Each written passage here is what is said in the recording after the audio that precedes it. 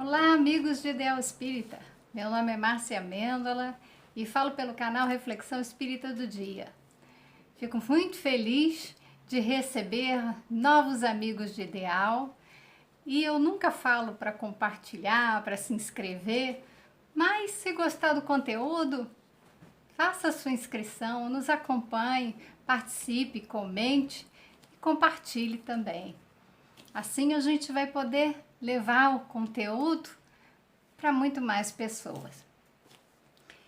Vamos dar continuidade, na verdade, iniciar, hoje é o capítulo 1 dessa obra, Cirurgia Moral, pelo médium João Nunes Maia e o espírito Lancelin.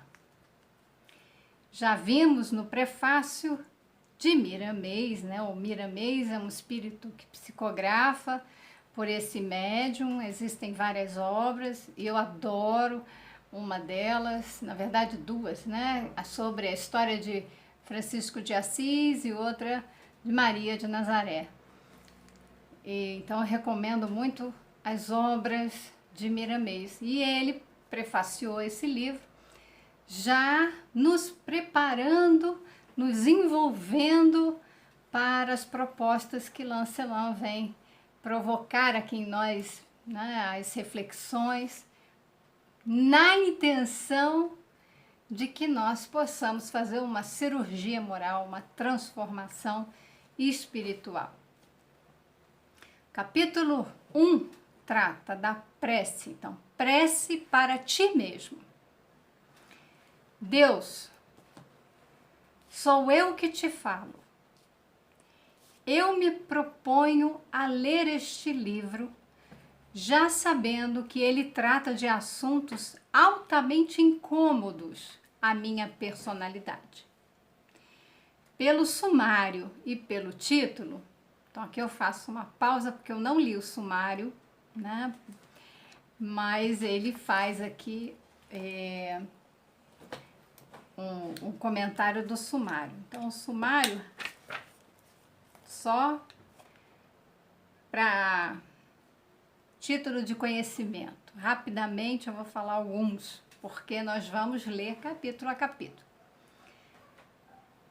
O capítulo 2 nós vamos falar da autoanálise. Capítulo 3 é como conhecer-te a ti mesmo. O 4, determinação. O 5, respeito ao próximo. 6, todos temos direitos e deveres. 7, salvação. Por aí vai, já nos dando uma ideia do quanto provocativo e incômodo poderá ser, né, essa leitura. Essas reflexões poderão e deverão. A proposta é que elas realmente nos mobilizem, nos afetem. Então ele fala do sumário e pelo título, nota-se o quanto temos de nos esforçar como médicos de nós mesmos, fazendo diariamente a nossa cirurgia moral, de modo que ela restabeleça o equilíbrio espiritual em nosso coração, juntamente com os sentimentos. A proposta é essa, que esse livro permita que façamos reflexões, essas reflexões sirvam à semelhança aí de um médico que faz uma cirurgia, que nós possamos ser médicos de nós mesmos, possamos cuidar de nós mesmos, fazendo esse trabalho de reequilíbrio espiritual. Conheço as minhas falhas, sei que os meus pés têm pisado em terreno que não é próprio aos pés de um verdadeiro discípulo de Jesus. Então, veja que nessa prece eu já me coloco como alguém que reconhece que não está caminhando como alguém que merecesse, né, pisar ali naquele terreno de um verdadeiro discípulo de Jesus. Então, começa o incômodo. Já não sou eu, já me reconheço como não tendo ainda as condições necessárias para me chamar, para me considerar um discípulo de Jesus. No entanto, estou disposto a mudar de direção, para fazer a tua vontade e não a minha, em todos os objetivos de servir que começam a nascer em meu íntimo. Veja que, apesar de nós ainda não, que a gente não possa ainda se identificar como um verdadeiro discípulo de Jesus, não percamos as esperanças, é tempo, Ainda há tempo de mudar o rumo e começar a agir em conformidade às leis divinas, que foi o que Jesus ensinou. O Evangelho, na verdade, se traduz nas leis divinas. Foi os ensinamentos de Jesus. Com isso, nós começamos um processo de abandonar a nós mesmos, mas no sentido de abandonar o ego que se põe à frente, os meus desejos, os meus impulsos, para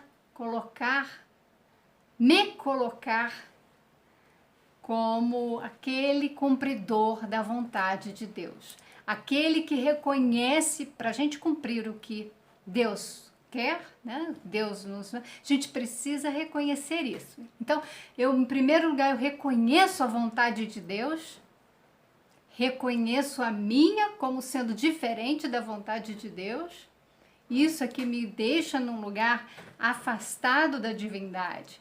A minha vontade ainda não é a vontade do Pai, mas eu já me desprendo da minha vontade, que eu sei que não é a melhor para mim, para fazer a vontade do Pai. Quero confiar em teu amor, ajuda-me. Quero sentir a tua presença na minha vida, ajuda-me. Quero facilitar o livre trânsito do amor no meu mundo interno, ajuda-me. Divino Senhor, não deixes que eu ocupe o tempo precioso vendo os defeitos alheios. Não permitas que a minha boca sirva de escândalos para alimentar a vingança, o orgulho e a vaidade. Livra-me do ambiente de discórdia e de maledicência. Aqui é um pedido de ajuda. Nós precisamos da ajuda do nosso Pai. Nós precisamos de ajuda para conseguir reconhecer ali as nossas necessidades e nos colocar nessa direção. Queremos amar, queremos sentir a presença de Jesus e do Pai em nossas vidas. Então, ele já começa a nos dar algumas diretrizes. Que eu não perca meu tempo vendo os defeitos do outro. O tempo que eu disponho nesta encarnação é para olhar para os meus defeitos. A gente tem os olhos projetados, para frente, para fora. Dificilmente a gente olha para dentro. A gente olha para o outro. Não por acaso o outro é nosso espelho. Quando a gente está olhando para o outro e vendo os defeitos dos outros, e os defeitos dos outros incomodam, se o outro não fez algo que me atingisse, se o outro, por exemplo, não me xingou, se ele não fez algo, contou uma mentira a meu respeito, ou seja, se ele não me atingiu diretamente, O que ele faz, se me incomoda, significa que há uma projeção minha. Então, o outro é meu espelho. Eu me vejo no outro. E com isso, quando eu olho o defeito do outro, é muito importante que eu pare para pensar que o que eu estou vendo está em mim. Então, não permitas que a minha boca sirva escândalo. Nós tendemos, quando estamos com raiva, a falar impropérios numa voz muito alta. Nós gritamos. Mas quando vamos falar coisas belas, quando vamos falar um eu te amo, tendemos numa calma, falar em tom baixo. Por que precisamos escancarar, gritar, para que todos ouçam o que é o de pior que nós temos? E quando nós falamos aquelas coisas belas, quase ninguém escuta. Tudo para uma reflexão. Que eu não seja motivo de escândalo com a vingança, o orgulho e a vaidade. E que, ao perceber o ambiente em que eu me encontro, ali estão maledicência, a discórdia, pessoas estão num grupo discutindo e aquilo não se tem proveito algum, que eu possa me retirar. Deus de eterna bondade, o teu amor conforta-me o coração. Eu te peço que me ajudes a melhorar, porque somente tu sabes das minhas enfermidades morais. Só Deus realmente nos conhece. Nós estamos num processo de autoconhecimento. Quem nos conhece é Deus, e somente Deus. Os espíritos que estão à nossa volta, eles têm acesso ao nosso pensamento. Eles podem até ter acesso também ao nosso passado, mas nos conhecer a fundo, somente Deus. E das nossas necessidades, somente Deus. Como que nós deveremos e quais as provas e expiações teremos que passar?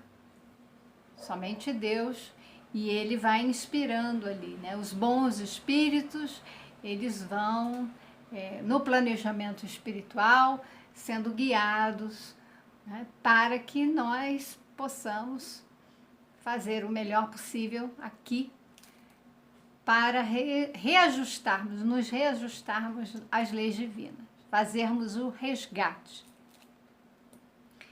Mas Deus nos conhece em profundidade e a Ele devemos confiança plena. Estou disposto a operar-me no mesmo hospital em que vivo diariamente, onde o maior enfermo sou eu. Mas quero que me ajudes em tal disposição, para fechar os olhos aos erros de quem anda comigo no mesmo caminho, para ver com clareza o que tenho de pior, para que o bisturi da boa vontade trabalhe em mim sem o impedimento da vaidade e do amor próprio. Aqui, né, do orgulho, do egoísmo. Ajuda-me a ajudar. Veja que nós estamos internados num hospital. A Terra é um planeta escola e um hospital. Nós estamos aqui e estamos realmente dispostos, porque os espíritos já colocaram no Livro dos Espíritos, respondendo a Kardec, não recordo agora o número da questão, mas o que nos falta é a boa vontade. Esforço seria mínimo se nós tivéssemos a boa vontade para superar as nossas más inclinações. Então, nós temos aqui o reconhecimento de que eu sou o enfermo. Não é olhar o outro e reconhecer que o outro é um doente. Sendo assim, todos nós somos. Todos nós estamos internados nesse hospital. Mas o que importa é que eu tenha consciência de mim e do meu estado.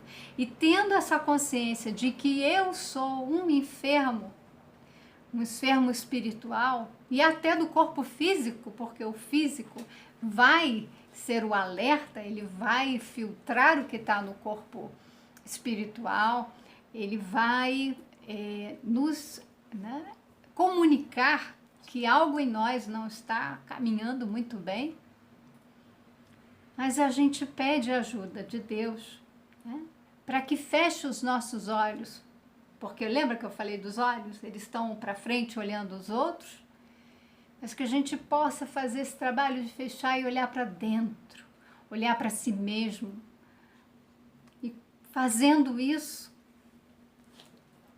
trabalhar para que não haja trabalhar com boa vontade, sem o impedimento da vaidade, do orgulho, do amor próprio, do egoísmo. Então, para que a gente consiga fazer esse trabalho, nós precisamos perceber que a vaidade, o orgulho, o egoísmo, eles interrompem, eles, muitas vezes, o quê? O ego, ele cria mecanismos de defesa para que a gente não enxergue os nossos defeitos. Então, eu preciso olhar para mim mesmo com essa vontade, porque se eu tenho essa vontade, é necessário que eu tire as máscaras que disfarçam quem eu realmente sou. Senhor, eu te peço para me lembrares, ao ler páginas de autoeducação, do que tem de ser corrigido em meus caminhos, agradecendo aos outros pelos exemplos que me ofertam no silêncio da própria vida. Quantos exemplos nós temos? E não precisam ser grandes missionários. Pessoas do nosso dia a dia que fazem algo especial por nós, por outros, pelos animais, pela natureza de modo geral, né? Que eu posso ver que me sirva de exemplo, além do modelo e guia que nós temos, Jesus. Lembra-me, meu Deus, para que eu não imponha as minhas ideias nos corações do que me cercam e vivem comigo. A gente não deve torturar as consciências alheias. Dizer que aquela pessoa precisa disso. Você precisa se corrigir, você precisa pensar como eu penso, porque eu estou correto, você está errado. Então, não vamos fazer esse ataque, essa imposição. A gente não estaria respeitando as consciências, e Jesus, ele respeitou cada um de nós, as nossas condições, o que tínhamos para oferecer, a nossa capacidade para aprender. Cada um tem o seu tempo. Pais e mães, educadores de um modo geral, eles têm esse trabalho de educação para a formação do caráter. Então, não é violação de consciências, mas é o ensinamento, é a colocação dos valores. Mostrar para as nossas crianças, desde muito cedo, a importância da honestidade, da bondade, e que isso seja uma prática cotidiana de todos os membros da família. Lembra-me, Senhor, para que eu adquira a obediência e a autoeducação. E quando eu tiver cultivado alguma virtude, não critique quem ainda não teve tal oportunidade. Sei que o amor não ofende, não maltrata, não enxovalha, não fere e não exige. Se em nome do amor nós temos feito isso, nós estamos com uma ideia equivocada do que é o amor. O amor, ele não fere, ele não ofende, não humilha, não maltrata. Como o nome até maltrata, tratar mal. O amor, ele trata bem o outro. Se ele trata bem, ele respeita, ele aceita, ele se resigna. O amor, ele silencia diante de uma situação para não gerar briga, discussões. O amor perdoa, o amor, ele acolhe, ele se põe ao lado, ele é empático, ele tem compaixão. Porém, na hora em que o bem-estar invade o meu coração, pela tua misericórdia, eu faço tudo isso pelo prazer de diminuir o próximo, exaltando-me naquilo que não possuo. Cuidado, precisamos ter cuidado para não nos exaltarmos e, com isso, nos colocarmos superiores aos demais. Acharmos que nós somos seres já iluminados e que nós temos que iluminar os outros. Todos nós aqui carecemos de luz, podemos ser pontinhos de luz. Para dizer a verdade, se a gente for analisar bem, a luz que nós temos dentro de nós é luz divina, não é nossa. É luz divina que a gente precisa fazer brilhar. Então, quando nós brilhamos, é porque nós permitimos que Deus se expresse por nós, em nós, para nós. Muito cuidado de se exaltar achando que é algo que ainda não conquistou. Assim, todos nós. E com isso a gente, em geral, o que a gente acaba fazendo?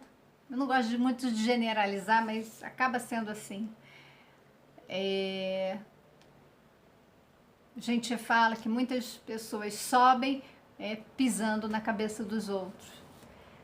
Quando a gente subir, tem que ser por esforço próprio.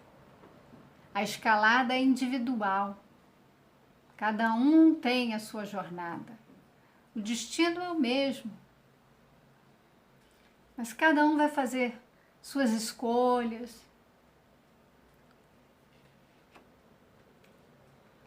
Quero te pedir para me ajudar a combater o egoísmo que veste dentro de mim variadas roupas, disfarçando-se em modalidades diversas, para que eu me engane a mim mesmo, deixando imperar o orgulho. Quando eu falei das máscaras, ele fala das vestes. O egoísmo, que é a raiz de todos os males, é o ego doentio, é o ego exacerbado, é o ego que se põe à frente da nossa essência divina. Ele se disfarça, usa de várias máscaras, de várias roupagens para mostrar, a nossa personalidade, para mostrar aquilo que nós não somos, mas queremos ser. E quando a gente faz isso, a quem estamos enganando? A nós mesmos. Nós conseguimos nos iludir a um tal ponto que a gente acredita ser aquilo que a gente criou por fantasia, por ilusão. E vive esse personagem intensamente até que a gente se descobre doente, desequilibrado, desarmonizado. E aí precisa cair a máscara para a gente se ver. Ajuda-me, Senhor, a ajudar a mim mesmo, na escala em que permaneço, sem ofender os outros e sem diminuir a quem quer que seja. Abençoe-me e a todos, mostrando-me o que devo fazer sem desculpas dentro de mim mesmo. Que Deus nos mostre o que nós precisamos fazer. Vamos parar de encontrar desculpas, justificativas para nos demorarmos nesse processo ou por querermos nos elevar. Essa é uma defesa do ego. O ego encontra desculpas, ele racionaliza, ele projeta no outro, ele usa de vários mecanismos para que ele continue ali intacto e se pondo à frente.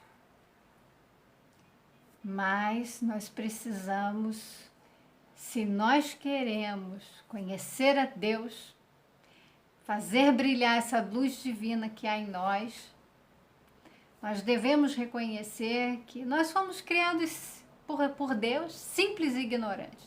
Temos a essência divina em nós.